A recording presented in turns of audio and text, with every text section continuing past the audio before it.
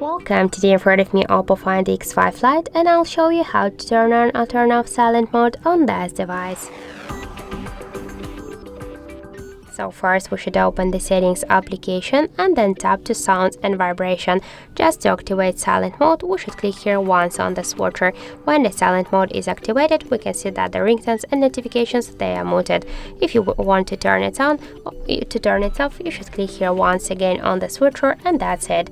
You can also turn it on by the second way, just by mute ringtone volume panel. Now we can see that the silent mode is activated.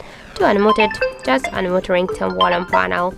Also, we can make it by the third way, just press up or down volume button and then click here to the bell icon. Now we can see that the silent mode is activated.